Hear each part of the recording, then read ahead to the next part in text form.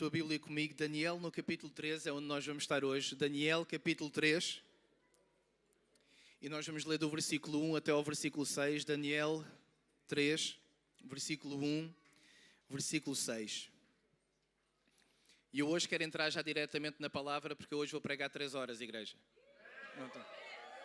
Então, a igreja, eu estava à espera que metade saísse, então foi bom até a reação. Foi bom. Então há muita coisa que eu quero que a gente percorra hoje, Daniel capítulo 3, e eu acredito que o Senhor vai falar aos nossos corações.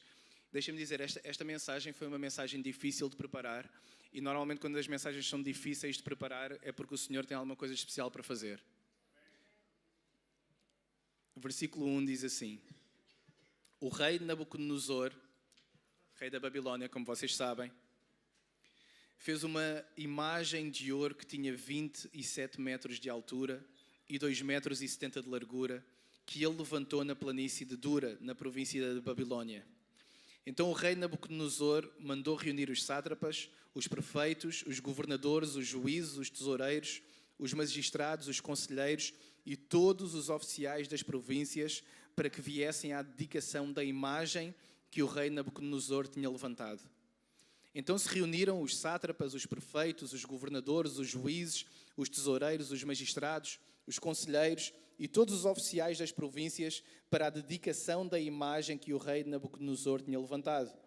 E ficaram em pé diante da imagem que Nabucodonosor tinha levantado. Nisto, o arauto proclamou em alta voz: ordena-se a vocês, pessoas de todos os povos, nações e línguas, que no momento em que ouvirem o som da trombeta, da flauta, da harpa, da cítara, da lira, da gaita de foles e de todo o tipo de música, vocês se prostrem e adorem a imagem de ouro que o rei Nabucodonosor levantou. Versículo 6. Quem não se prostrar, toda a gente pode dizer isso comigo em voz alta, quem não se prostrar e não a adorar, será no mesmo instante lançado na fornalha do fogo ardente.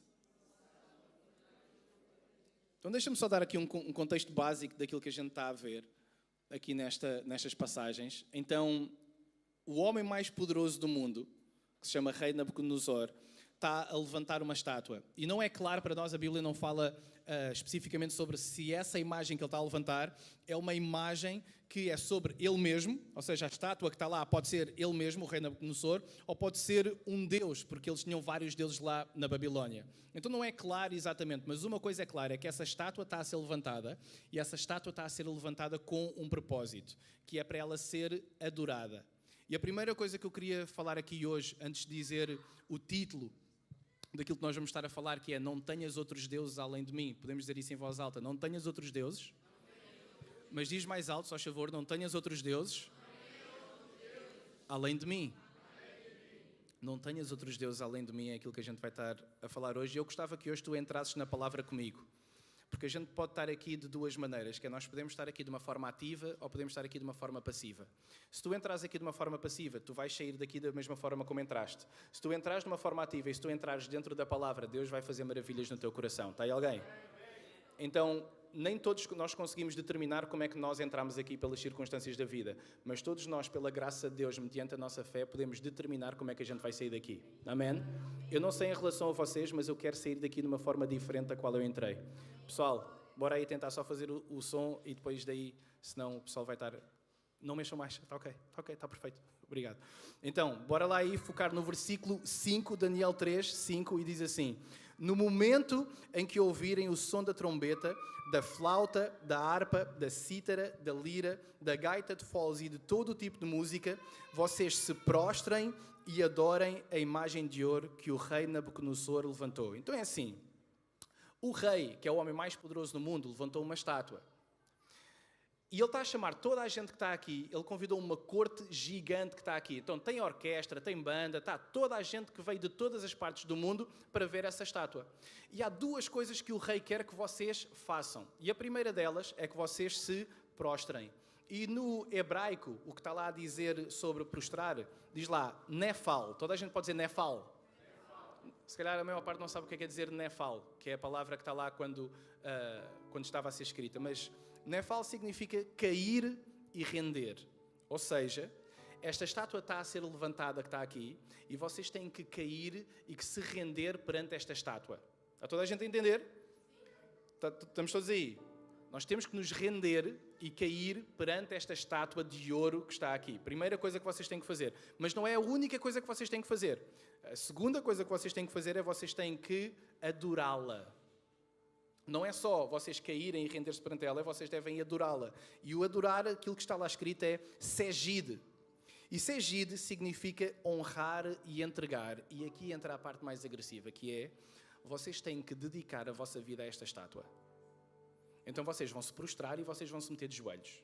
E ao se meterem de joelhos, aquilo que vocês vão estar a fazer, vocês vão estar nefal e vocês vão estar Segid. Vocês vão estar a render perante esta estátua e vocês vão adorá-la. Ou seja, vocês vão entregar-lhe a vossa vida. As luzes podem ficar mais acesas, senão o pessoal vai... Está no máximo? É isso. Então, todos nós, igreja, todos nós vivemos nesta realidade em que nós somos convidados diariamente, onde nós estamos, na nossa sociedade, para nós nos curvarmos, rendermos, cairmos e prostrarmos e adorarmos as estátuas que estão à nossa frente. As estátuas podem não ser de ouro, mas essas estátuas continuam a fazer parte da nossa vida. E eu vou dizer algumas delas. A estátua da segurança, a estátua do conforto, a estátua da tecnologia, a estátua da conta bancária, a estátua do ego, a estátua... Eu posso continuar, eu posso ficar aqui 1h30 a dizer estátuas que estão aí por esta cidade, por este país e pelo nosso contexto. E aquilo que eu quero que tu te perguntes a ti mesmo é qual é que é a estátua que tu tens prostrado. Se calhar para alguns é a estátua do ego, que a gente não consegue lidar com a crítica do outro, com o problema, com alguns conflitos emocionais que estão dentro de nós. Se calhar outros é com o excesso de conforto que fez com que a gente começasse a idolatrar o conforto. Sabem que é impossível para o crente viver confortável? Então a gente está à procura do modo de vida que o mundo tem, que é uma vida confortável, sabendo que nesta palavra que está aqui é impossível viver uma vida cristã confortável. Porquê? Porque Deus hoje pode falar alguma coisa na minha vida que vai mudar tudo. Assim como quando Ele falou, vende tudo aquilo que tu tens e vem para esta cidade, senão hoje eu não estava aqui a pregar. E quando Deus fala, a gente obedece. Isso é uma vida de adoração. Porquê? Porque nós servimos um só Deus. Só que no nosso dia-a-dia a gente sabe que não é assim, igreja. Podemos ser transparentes uns com os outros. Podemos ser transparentes, que é, há outras estátuas a levantarem-se no nosso coração. Há outras estátuas que estão pregadas nesta cidade e que estão pregadas neste país que vão fazer exatamente a mesma coisa que Nabucodonosor está a fazer. Se calhar vai acontecer no teu trabalho, se calhar vai acontecer na tua família, se calhar vai acontecer em algum contexto dentro do teu coração. E o contexto é simplesmente este, é ou tu adoras e tu te rendes a essa estátua, ou tu vais morrer. É interessante porque quando nós olhamos para os primeiros 2 dos 10 mandamentos, quando Deus vai dar a lei a Moisés, a este capítulo 20, olha quais é que são os 2 primeiros que estão lá. Só primeiros é capaz de ser importante, igreja. Diz assim, não tenhas outros deuses além de... Não faça para você nenhum ídolo na forma de qualquer coisa no céu, na terra, nas águas ou debaixo da terra. E olha o que é que diz no versículo 5. Não se prostre.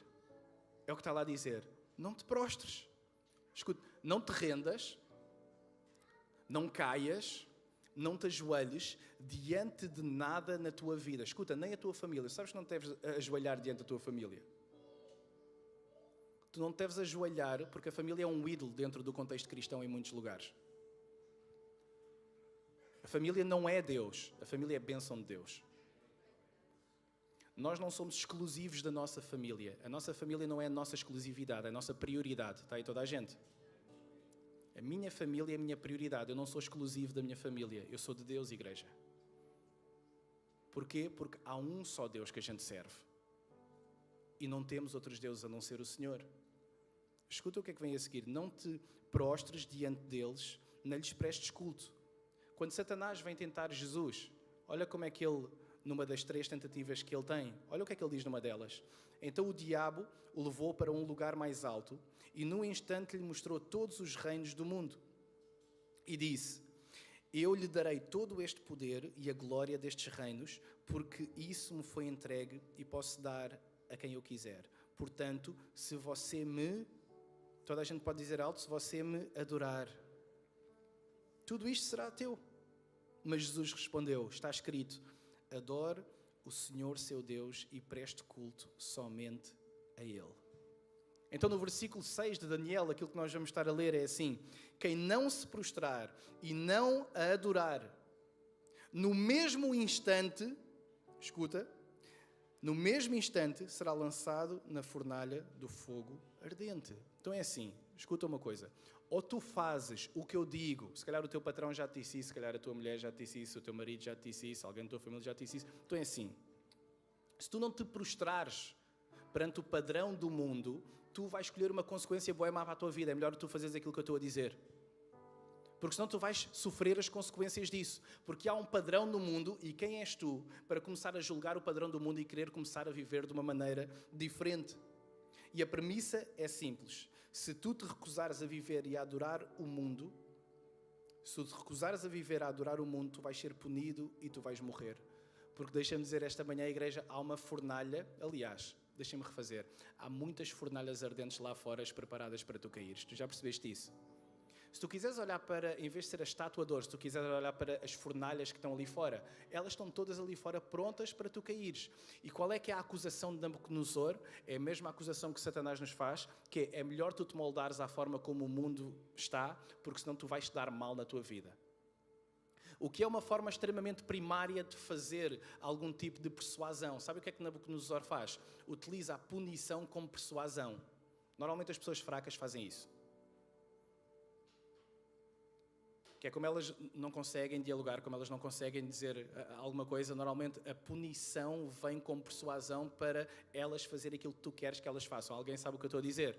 Se calhar alguns no contexto de trabalho têm isso, se calhar alguns no contexto familiar têm isso, que é, olha, nós começamos a utilizar a persuasão como meio de manipular aquelas pessoas que estão à nossa volta.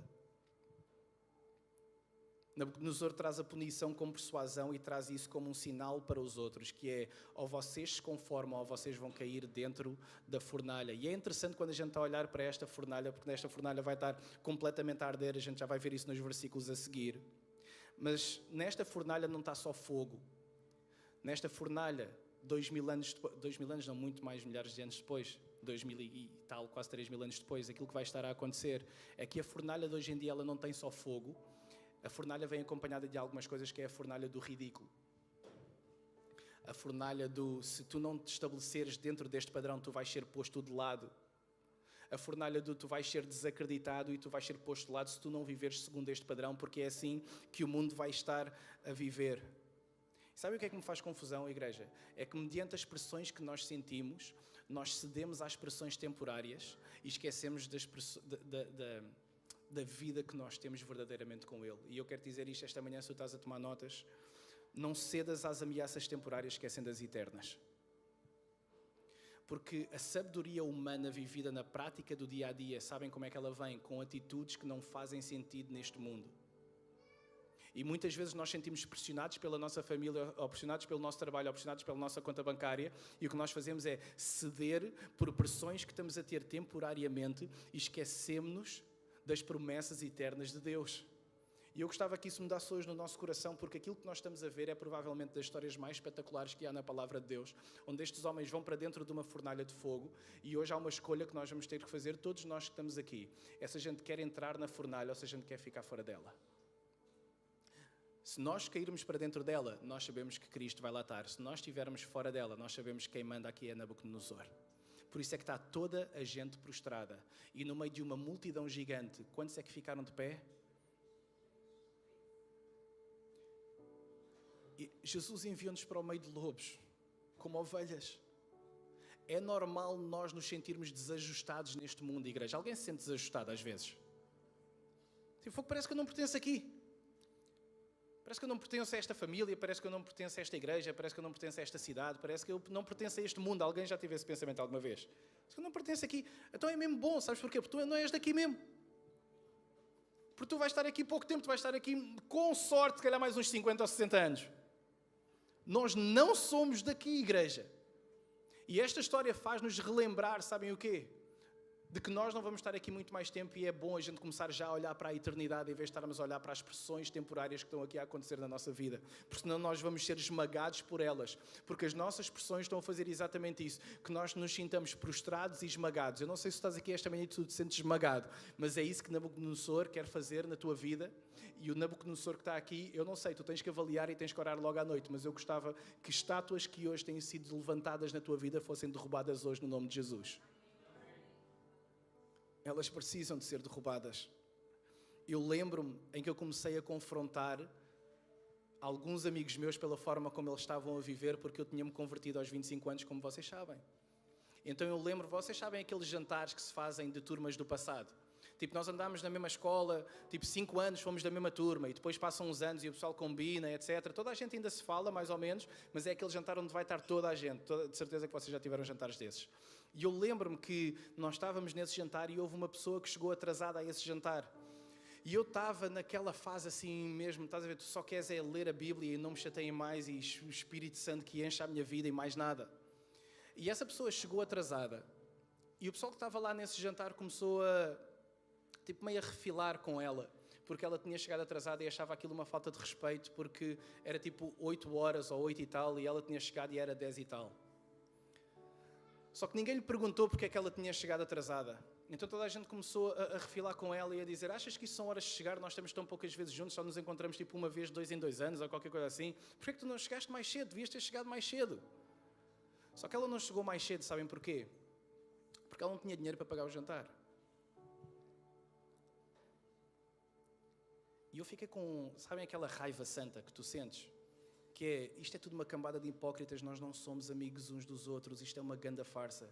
A gente só está aqui para contar se a gente conseguiu terminar a faculdade ou não, e se já estamos casados e temos filhos e o que é que está a acontecer, e para nós nos mostrarmos aos outros se a gente conseguiu fazer alguma coisa da vida ou não. Alguém já esteve num contexto desses? Qual é encontro de amigos? Que palhaçada, meu. Estamos todos aqui já a julgá-la, porque ela chegou atrasada, quando a gente nem sabe a verdadeira causa, ela só não tinha dinheiro, ela queria ter sido a primeira pessoa a chegar a este jantar. Só que ele não tinha dinheiro para pagar o jantar e tinha vergonha disso. Tinha vergonha de dizer supostamente aos próprios amigos que ela não tinha dinheiro para estar a pagar o jantar. Porquê? Porque havia uma estátua também que se tinha estabelecido na vida dela, que era a estátua da vergonha. Que era a estátua da anti-transparência. Não posso mostrar aos outros enquanto eles estão a vencer na vida, que por acaso a minha vida agora não está a correr muito bem. E eu confrontei alguns deles e disse: vocês acham normal, tal e qual aquilo que eu estou aqui a dizer? Eu levantei-me na mesa e eu disse isso no meio do jantar de 30 ou 40 pessoas. Então houve 3 ou 4 pessoas que nunca mais me falaram desde esse dia. Mas nunca mais me falaram. E sabem uma coisa, eu agora olho para trás, isto foi provavelmente há 11 anos ou há 12 anos ou qualquer coisa assim, eu hoje digo assim: ainda bem, meu. Ainda bem. Porque há pessoas que não estão preparadas para lidar com o facto de às vezes terem que ser confrontadas pela realidade do reino dos céus, igreja. É totalmente diferente. E se nós amamos alguém realmente, a gente tem que começar a confrontar, não de uma forma brusca, etc., mas começarmos a perceber que se nós vamos viver os valores do reino, há muitas coisas neste mundo que a gente vai ter que abdicar. Que por tu teres a convicção que tu tens nesta palavra que está aqui, há pessoas que se calhar não vão falar mais contigo. Que se calhar a maneira pela qual tu escolhes viver esta palavra, porque há só uma palavra, mas parece que há 4 milhões de a viver. A maneira como tu vives esta palavra, alguns vão dizer que se calhar tu és demasiado, isso já me aconteceu também, se calhar alguém chegar ao pé de ti e dizer assim: oi, tu levas isto demasiado a sério. Porque eu acredito, se algum daqueles 3 amigos está ali, Sadraque, Mesaque e Abdenego, se algum deles fosse português, porque há sempre um português. Sempre um português. Eu sei que o pessoal está aqui e diz: há sempre um brasileiro, há sempre um africano, mas há sempre um português. Se tivesse lá um português, ele dizia assim: tu estás maluco, meu.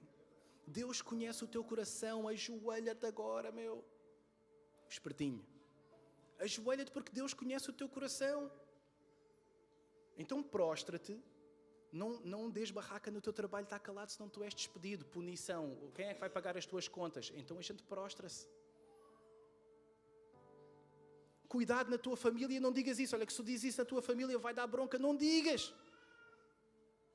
Então a gente fica à mesa. E não acontece nada. mas somos família e somos amigos. Olha, e somos igreja.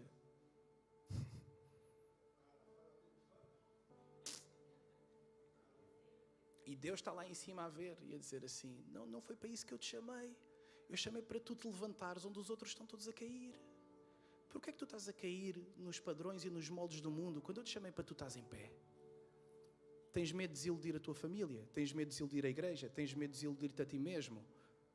E a mim? Não tens medo de me desiludir a mim? Tens medo de desiludir toda a gente. Não queres desiludir-te a ti mesmo. Não queres desiludir a tua família. Não queres desiludir os teus amigos. Não queres desiludir a tua igreja. Mas desiludir a mim não há problema. Está aí alguém, igreja? Posso ouvir um amém? Se eu chegasse aqui com uma mensagem motivadora a dizer Deus tem o melhor para a tua vida, já estava tudo aos saltos, eu sei, mas a gente tem que pregar isso. Porque senão o Senhor vai estar lá em cima a dizer não foi essa a igreja que eu chamei, não foi esse o discípulo que eu chamei, não foi esse o cristão que eu chamei para tu te levantares, filho. Então levanta-te. Estás aí caído prostrado às outras coisas do mundo. É só isso, podes bater palmas, podes dizer um amém. A gente está a falar de realidades espirituais, igreja.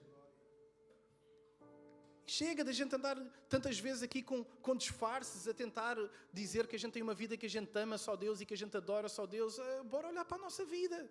E dizer, será que a gente realmente caminha sobre aquilo que a gente professa estar a caminhar? Daniel 3,12 vai dizer assim, há uns homens judeus que o Senhor, ó Rei, pôs como administradores da província da Babilónia, Sadraque, Mesaque e Abdenego. E esses homens fizeram pouco caso do Senhor. Não prestam culto aos deuses do rei, nem adoram a imagem de ouro que o Senhor levantou. Ou seja, estes 3 homens estão dispostos a sacrificar a sua própria vida para não se prostrarem diante daquela estátua. Sabem porquê? Porque eles sabem que se prostrarem já estão mortos. Se eles prostrarem já estão mortos. Aliás, sabem porquê que os israelitas e o povo judeu está na Babilónia? Exatamente por causa dos erros dos seus pais e dos seus avós que se prostraram diante de outros deuses e agora eles foram levados como cativos para a Babilónia. Está aí toda a gente? Ou seja, eu consigo meter na pele deles a dizer assim, eu não vou repetir os erros dos meus pais, meu. Ainda que eu morra aqui, eu não vou repetir os erros dos meus avós. Não. Porque se nós estamos escravos aqui e cativos, é por causa do erro deles lá atrás em que eles se levantaram perante outros deuses e adoraram outros deuses. Eu não sou maluco, eu não vou fazer isso, eu prefiro ir para a fornalha. Eu não vou cometer os mesmos erros da minha família. Eu não vou cometer os mesmos erros dos meus antepassados. Prostrar-me diante esta estátua, nunca, jamais eu farei isso, porque eu tenho um só Deus e eu não tenho outro além dele. E é interessante porque dá uma dimensão nova quando nós lemos aquele versículo que a gente sabe tão bem de Romanos 12, que diz, portanto, irmãos, peço pelas misericórdias de Deus que ofereçam o corpo de vocês como sacrifício vivo. Que é exatamente o que estes 3 homens estão a fazer. É literalmente a levar o seu corpo, a dizer, eu ofereço-me como um sacrifício vivo. Eu prefiro antes morrer do que estar a ajoelhar-me perante outra estátua qualquer. Qual é que é a estátua pela qual tu tens ajoelhado, irmão? Deixa-me dizer, qualquer ela que seja, não vale a pena. Não vale a pena. O versículo 13 ao versículo 15 vai estar a dizer, então Nabucodonosor, irado e furioso, mandou chamar Sadraque, Mesaque e Abdenego. E eles foram levados à presença do rei. Nabucodonosor lhes disse, Sadraque, Mesaque e Abdenego, é verdade que vocês não prestam culto aos meus deuses, nem adoram a imagem de ouro que levantei. Agora, pois, se vocês estão prontos, quando ouvirem o som da trombeta, da flauta, da cítara, da harpa, da lira, da gaita de foles, prostrem-se e adorem a imagem que eu fiz. Mas se não a adorarem, serão no mesmo instante lançados na fornalha de fogo ardente. E quem é o Deus que os poderá livrar das minhas mãos? Nabucodonosor está a dizer assim, como é que tu te atreves a fazer-me frente? Eu não sei se vocês estão a perceber, mas era a mesma coisa como se nós fôssemos agora levados cativos para a Rússia. E tivesse lá o Putin, por exemplo, o Putin estava a dizer, está aqui a estátua, e é assim, toda a gente está a ajoelhar. Se tu não te ajoelhares, tu vais já para aquela fogueira que está ali. É porque é fácil nós não nos prostrarmos quando a integridade física não está posta em causa. O que é que me vai acontecer se eu não me ajoelhar? Agora, quando é ou tu te ajoelhas, ou tu morres. Está aí toda a gente? É isso que a gente está. Imaginem, metam essa imagem, esse quadro na vossa cabeça. Ou tu te ajoelhas, ou tu morres. Não há cinzento, não há talvez, não há se calhar. Tu tens duas opções, em pé ou sentado. Por isso é que a Bíblia diz que o morno não dá. Não dá para ficar de cócoras. Há crente que vive de cócoras. Sabes o que eu estou a dizer? O crente de cócoras. Nem é espírito, nem é carne. Está ali no meio. Está a ver se entra. Estás a ver? Deixa lá ver se eu entro lá em cima. Igreja, escutem isto. Ninguém vai entrar lá em cima sem uma cruz no braço. Ninguém vai entrar lá em cima sem uma cruz no braço. E nós queremos viver uma vida em que a gente se ajoelha às estátuas todas, mas depois entramos lá em cima porreiraços, sem cruz. Sem cruz. Não. Aquele que me quer seguir, faça o quê? Negue-se a si mesmo e carrega a sua... Então onde é que está a tua, irmão? Onde é que está a tua? Há uns que acham que a gente morre e há umas escadinhas lá para cima, tipo autoestrada, e que a gente entra sorrateiramente. Se calhar Jesus não vai ver que eu não tenho cruz aqui no braço, então eu vou entrar por aqui. Estás a ver? Não, mano. É via aberta mesmo. Tem que ter cruz no braço. E eu fico espantado. Como é que nós queremos viver vidas sem entrar nas fornalhas que estão à nossa volta? Tu vais ter que entrar na fornalha. Escuta uma coisa. Pecar é perigoso. Não pecar é perigoso também. Escuta isso. Pecar é perigoso. Porquê? Porque está errado. Não pecar é perigoso. Porquê? Porque te mete às portas da morte. Eles não pecaram. Verdade ou mentira? Sabem que é impressionante como é que a palavra de Deus diz que as falhas de Moisés, de Noé, de Abraão, mas no livro de Daniel não há nenhuma falha que lhe seja apontada. Não é interessante? Porque Daniel era um homem que vivia da palavra de Deus e vivia da oração. E era impressionante como ele estava disposto, não só ele, mas os amigos dele. Sabem porque é que é mais fácil eles terem permanecido de pé? Porque estavam os três à igreja. Porque se fosse só um, eu acho que ele tinha ficado assim mais... está toda a gente, eu não sei se... Isto dá-nos uma imagem clara de que é mais fácil quando a gente está juntos ficarmos de pé perante a adversidade do mundo. E sabes como é que ela começa? No pouco. Porque se a gente bem se lembra, quando eles foram levados como cativos para lá, o que é que acontece? Começam logo na oração e no jejum. Pau. Verdade ou mentira? Então começa a ser fiel no pouco. Começa a ser fiel no pouco, não é só nas grandes decisões, não é só nas coisas pequenas. Olha, a gente está a entrar aqui como cativos, mas é assim, a gente não vai comer aquilo que o pessoal está a comer, a gente não se vai contaminar, não, a gente vai comer só legumes e Deus vai nos fazer prosperar. Prova aí a gente, vais ver se o nosso Deus não vai fazer isso. Começa no pouco, a gente começa a ser fiel no pouco, só quando a gente não é fiel dia após dia após dia, a gente começa a adorar as estátuas todas que aparecem à frente, parece que já não interessa se tem 2 metros como esta tinha, ou 3 metros, ou 4 ou 7, a gente vai adorando e quando olhamos para trás, a gente vê tantas estátuas que eu já adorei. Não se amoldem ao padrão deste mundo. Escuta, fica de pé, ousa ser firme. Porque agradar a Deus era mais importante do que preservar a sua própria vida. Então escutem, deixa-me dizer qual é que é o principal evento que está aqui a acontecer hoje e que nós estamos aqui a falar. Toma esta nota porque eu acho que tu vais precisar de te lembrar isto se calhar durante a semana. Muitas vezes nós olhamos para esta história verídica que aconteceu e nós vemos, Deus livrou-os da fornalha ardente. Só que deixa-me dizer, isso a mim não me deixa assim já ultra espantado. Sabem porquê? Porque o Deus que eu acredito é um Deus de milagres. Então Deus tirou-os da fornalha. E aí? O Deus que eu sirvo é o Deus do impossível. Eu já vi Ele fazer tanta coisa. Deus fazer mais um milagre. Sabem qual é que é o verdadeiro milagre para mim neste livro? É 3 homens pecadores como nós dizerem, perante todo aquele contexto, eu não me vou baixar e estou disposto a morrer. Calma aí!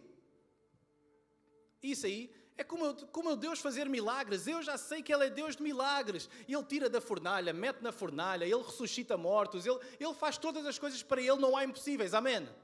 Então a gente não devia estar espantado por Ele ter tirado da fornalha. A gente devia estar espantado. Era dizer, como é que estes 3 homens, diante desta malta toda que está aqui com a orquestra, tu já estás a imaginar, tu deixares o Putin ficar mal com aquela malta toda ali?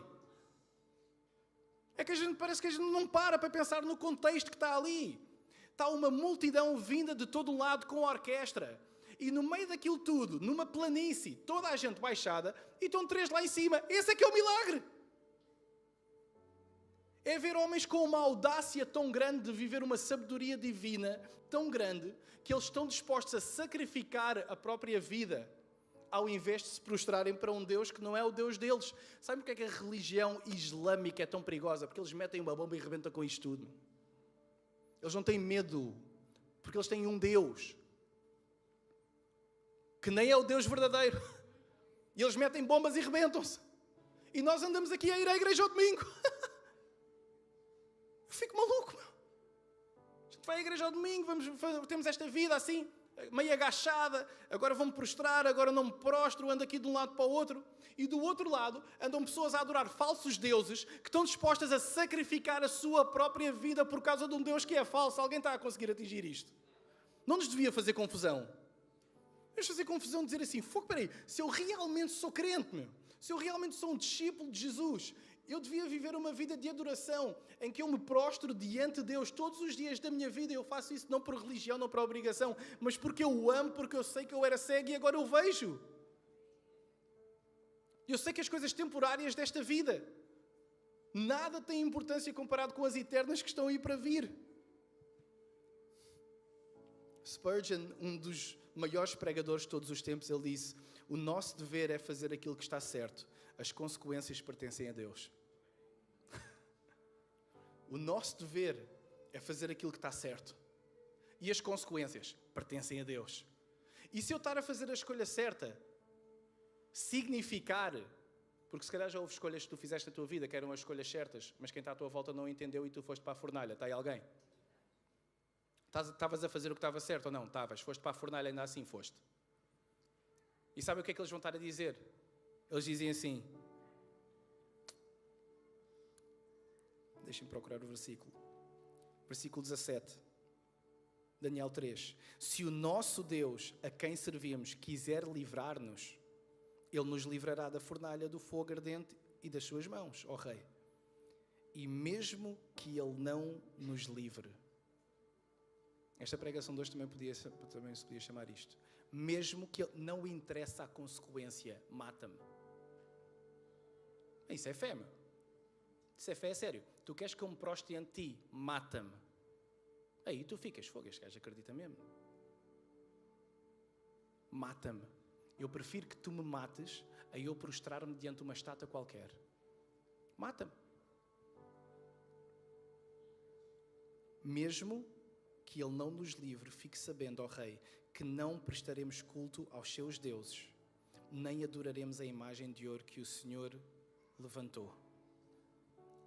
Eles estavam convictos de que Deus os podia livrar daquela fornalha. Eu não sei qual é que é a fornalha que tu estás, Deus pode tirar dela. Mas escuta, mesmo que Ele não tire, Ele ainda é Deus. Isso é fé, mano. Isso é fé. Eu creio que o meu Senhor me pode tirar de todas as fornalhas da minha vida, todas as circunstâncias. Ele pode meter uma luz ao fundo do túnel, eu creio nisso. Mas mesmo que Ele não tire, eu vou continuar a adorá-lo. Eu vou continuar a servi-lo. Ainda que as minhas orações não sejam respondidas no tempo em que eu gostava que fossem, eu vou continuar a fazer o meu devocional. Eu vou continuar a amá-lo. Eu vou continuar a servir na igreja. Eu vou continuar a fazer discípulos. Eu vou continuar a amá-lo. Eu vou continuar a servi-lo acima de todas as coisas. Eu vou continuar... Ousa ser, olha para a pessoa que está ao lado e diz, ousa ser firme. Ser firme. Porque os amigos de Daniel escolheram o caminho, o mandamento difícil, mas reto aos olhos de Deus. Porque se eles olhassem à volta, eles diziam assim, está toda a gente ajoelhada, tu não te vais ajoelhar. Que é o mesmo contexto que a gente pode fazer agora, toda a gente mente no teu trabalho. Porquê é que tu não mentes? Vais continuar a ser burro? Mente logo. Se toda a gente trai, porquê é que a gente não trai? Se toda a gente vê pornografia, porquê é que eu não vejo pornografia? Se toda a gente rouba, porquê é que eu não roubo? Se toda a gente falha, porquê é que eu não vou estar a falhar intencionalmente, independentemente daquilo que o outro acha ou não? Se toda a gente está ajoelhada, porquê é que eu não me vou ajoelhar? Só 3 ficaram de pé, estamos aí? Se todos fazem isso, porque eles não quiseram seguir a manada. O crente não segue a manada, igreja. O crente não segue o mundo. O crente está-se a borrifar para as coisas que este mundo tem para estar a oferecer. Se, para eu receber um aumento no meu trabalho, tu vais dizer, ou vais-me forçar a mentir, ou a camuflar, ou a fazer algumas coisas aqui, não contes comigo. Não, olha a punição. vais para a fornalha, olha que tu ficas sem emprego, depois como é que tu vais pagar as contas e como é que vais meter dinheiro na tua mesa e pagar a conta da casa? Então o que é que a gente faz? Prostra. Não te prostres no teu trabalho, irmão. Porque no meio da fornalha é o local que Deus escolheu para ser glorificado. É lá no meio da fornalha. É lá o que está a dizer, versículo 22 a 25, diz: a ordem do rei era urgente e a fornalha estava tão quente que as chamas mataram os soldados que levaram Sadraque, Mesaque e Abdenego. Se estes caíram amarrados, toda a gente pode dizer amarrados, dentro da fornalha em chamas, contudo, logo depois o rei Nabucodonosor, alarmado, se levantou e perguntou aos seus conselheiros: não foram 3 os homens amarrados que nós lançámos no fogo? Eles responderam: sim, ó rei. O rei, porém, exclamou: olhem, estou vendo 4 homens desamarrados. Então, mas como é que eles entraram?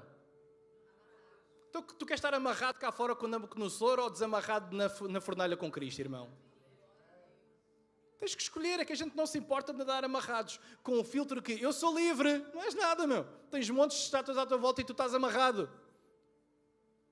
Tu estás completamente amarrado. A quantidade de crentes que vive amarrado segundo os padrões do mundo é surreal.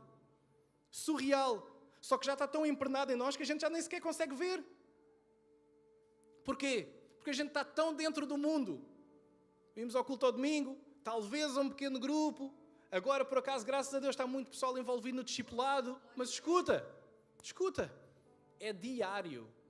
Porque tu no teu trabalho passas 8 horas todos os dias, mas eu duvido que a gente passe 8 horas por dia a orar e a ler a palavra de Deus e a sermos encorajados com os sadraques que estão ao nosso lado a dizer assim: oi, não cai, anda, não cai, não cai, estou a ser tentado no meu trabalho por um homem, por uma mulher, não cai. Epá, fui tentado a ter que encobrir ali uma pessoa com uma mentira, não cai. Não cai, fica aí, levanta, não te metas de joelhos, não começa a adorar essa estátua.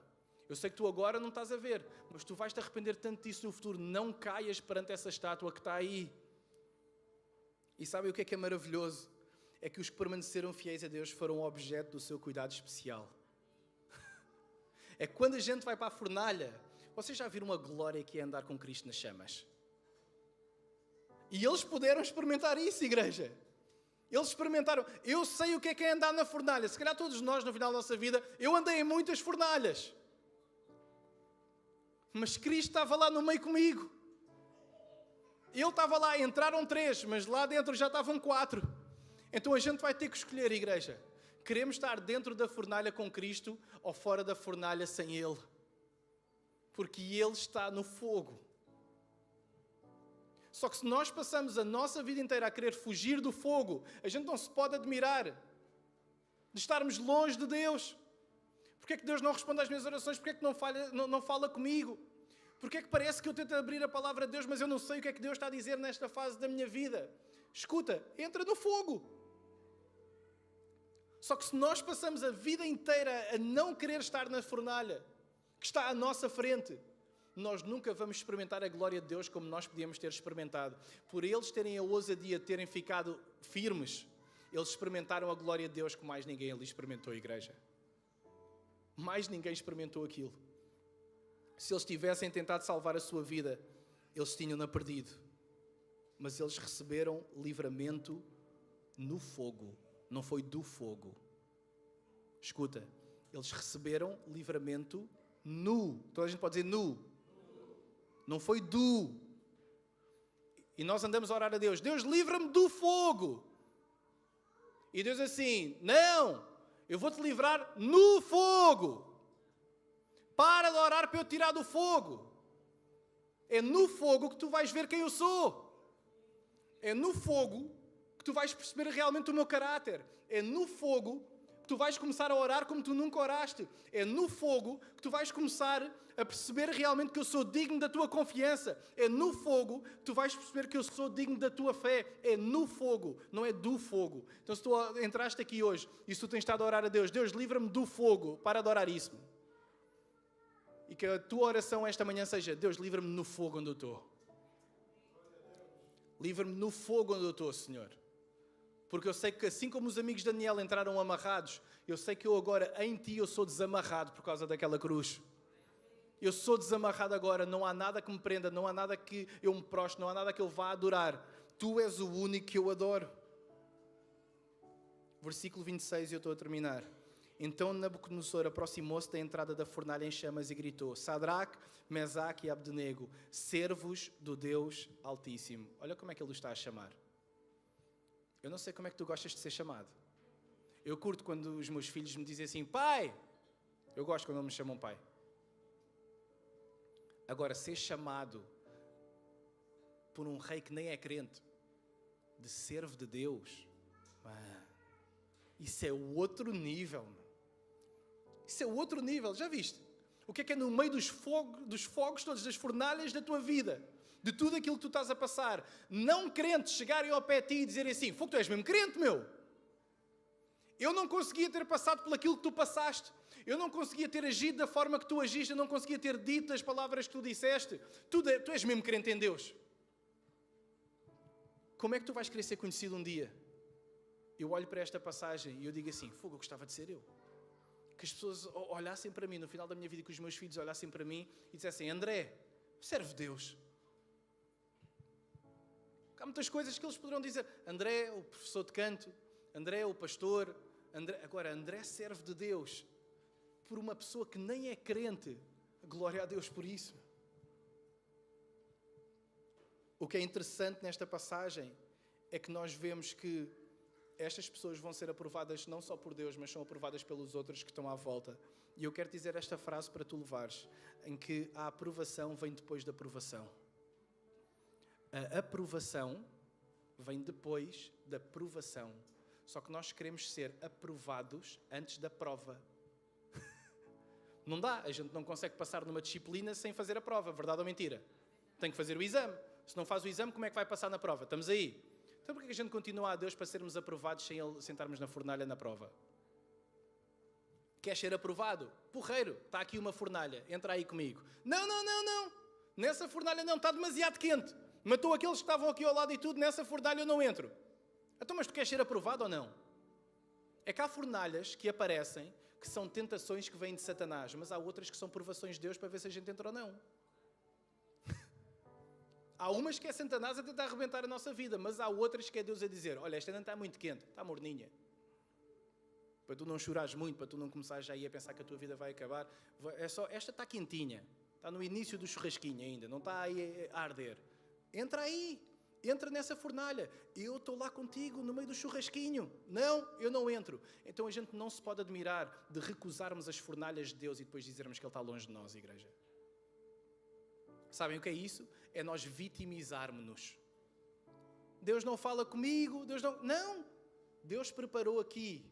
Não é este caso, mas há outros casos. Hoje não temos tempo para dar a ver isso. Em que Deus nos prova. Não é para Ele conhecer a nossa fé, porque Ele já sabe todas as coisas. É para que nós saibamos se a nossa fé é verdadeira ou não. Porque há muito crente que acha que é crente quando não é. E a gente só se percebe se realmente nós somos ou não quando vêm as provas aí. Então escuta, a aprovação vem depois da aprovação. E o último versículo, eu vou chamar o grupo de louvor, diz: Nabucodonosor então disse: louvado seja o Deus de Sadraque, Mesaque e Abdenego, que enviou o seu anjo e livrou os seus servos. Eles confiaram nele, desafiaram a ordem do rei, preferindo abrir mão da própria vida. Escuta, preferindo abrir mão da própria vida e servir e adorar a outro Deus que não fosse o seu próprio Deus. Escutem, a nossa fé, ela mostra a glória de Deus, igreja. A nossa fé, ela mostra a glória de Deus. O testemunho para os outros da nossa fornalha, se calhar vai fazer com que a nossa família e os nossos amigos, aqueles que um dia acharam que nós éramos malucos por acreditarmos em Deus, se calhar um dia cheguem à fé, não porque eles ouviram as nossas palavras, mas porque eles viram a nossa vida. Não era preciso ouvir o que é que aqueles homens estavam a dizer, era só preciso olhar e dizer assim: ganda fé.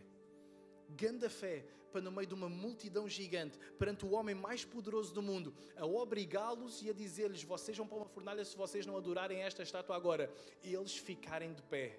Escuta, esta manhã, escolhe sair daqui declarando perante Ele que não há outro Deus que tu vais dobrar o teu joelho. E tu vais ter que fazer um trabalho minucioso de tu sondares o teu coração e perceber quais é que são as estátuas que têm sido levantadas, primeiro. E em segundo lugar, quais é que são as pessoas que têm estado ao teu lado a impedir-te de tu caíres nessas tentações. Então nós agora vamos ter uma hipótese de nós respondermos a isso. E eu amo esta parte porque acho que é alguma coisa que nós devíamos até fazer mais vezes enquanto igreja para nós lembrarmos o pão e o sacrifício de Jesus. E nós vamos celebrar a ceia agora. E a ceia é a melhor maneira de nós respondermos à palavra de Deus. Porquê? Porque é o corpo e o sangue dele. Então eu vou pedir, a ceia vai começar a ser distribuída agora. Eu vou pedir a todos para ficarem de pé.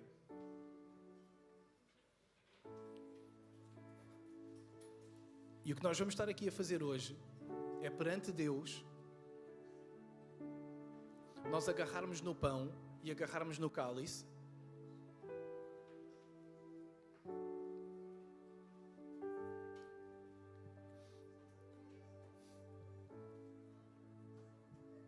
e dizermos: Senhor,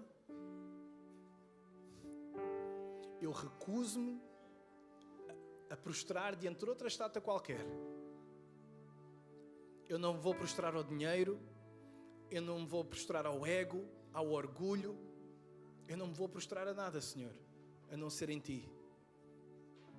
E à medida que nós tomamos a ceia, eu gostava que a gente relembrasse. Tu estás aqui e perguntas: o que é a ceia? Vou tentar ensinar uma coisa para que tu nunca mais te esqueças dos 3 momentos da ceia. Os 3 momentos da ceia, em que nós olhamos para 3 lugares. Nunca te esqueças disto. Na ceia nós olhamos para 3 lugares. Em primeiro lugar, nós olhamos para cima, para Deus. A palavra diz: façam isto em memória de mim. Então é uma altura em que, antes de tudo, nós seguramos, ainda que de uma maneira simbólica, o corpo e o sangue de Cristo, que diz: façam isto em memória de mim. Lembrem-se. Então a primeira pessoa para quem nós olhamos na ceia é para Deus. Obrigado pelo teu corpo, obrigado pelo teu sangue vertido por mim. Mas não é só para Deus que nós olhamos na ceia. A palavra diz em 1 Coríntios 11, diz assim: examina-te a ti mesmo. Então a gente olha para Deus e depois a gente olha para nós. Assim, examina-te a ti mesmo e percebe se a tua fé é verdadeira realmente ou não. Porquê? Porque aquele que for tomar a ceia, mas não tiver o discernimento do corpo, e essa é a terceira para quem nós olhamos. Por isso é que ninguém toma a ceia sozinho. Porque ninguém é o corpo de Cristo sozinho. Tem alguém? Nós olhamos para Deus, façam isto em memória de mim. Nós olhamos para nós, examina-te a ti mesmo. E nós olhamos para o outro, discernimos o corpo. Porque aquele que toma sem discernir o corpo, toma para a sua própria. Então quem é que deve tomar a ceia? É muito simples. Todo aquele que olha para este cálice e para este pão e que diz: eu quero me render a este Senhor Jesus. É por isso que nós dispomos para toda a gente. Porque toda a gente tem o livre acesso de querer arrepender-se dos seus pecados e dizer: eu quero fazer parte deste corpo. Eu quero entregar a minha vida a Jesus Cristo. E há pessoas que se calhar no momento da ceia entregam a sua vida a Jesus. Então Deus, nós escolhemos, Senhor, esta manhã olhar para Ti e fazer o que Tu nos chamaste a fazer em memória de Ti, Senhor. Nós escolhemos olhar para nós e examinarmos o nosso coração, Deus. Senhor, nós queremos viver uma fé genuína, Pai. E nós escolhemos olhar para o outro que está ao nosso lado e discernir o corpo. Deus, em nome de Jesus, nós declaramos, Pai, para que haja não apenas alimento físico, mas alimento espiritual sobre a vida de cada um que está aqui, Senhor. Sabendo, como nós falámos aqui ontem, que Tu és o pão da vida, Deus. Em nome de Jesus, Pai, nós tomamos esta ceia para Te honrar e para Te dizer que Tu és o nosso Deus e que nós não temos outro Deus além de Ti. Vamos tomar o cálice, igreja.